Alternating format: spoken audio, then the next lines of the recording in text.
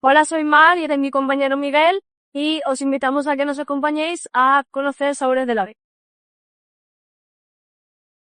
Sabores de la Vid es una empresa joven, fundada por Verne Miguel en 2011.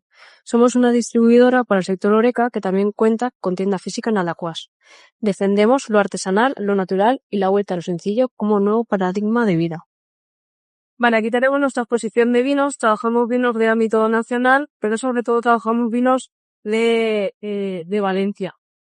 Queremos darle mucha importancia a la tierra y trabajamos con bodegas o microbodegas.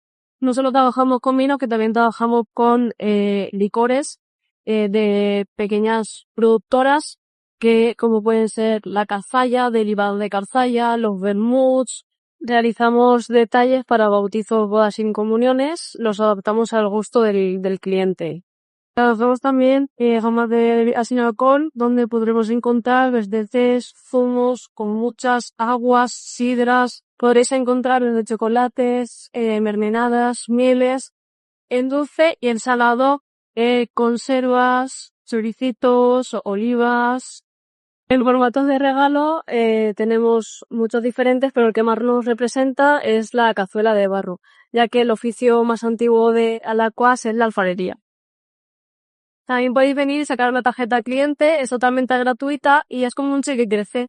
En algunos vinos tenemos acumulación de dinero, como 2 euros, 1 euro, 0,50, entonces podéis acumular para la siguiente compra o descontarlo. Visítanos en Avenida Blasco Ibáñez 57, nos encontramos entre el Bingo y el Pasache. Puedes visitarnos nuestra página web, Sabores de la Vid,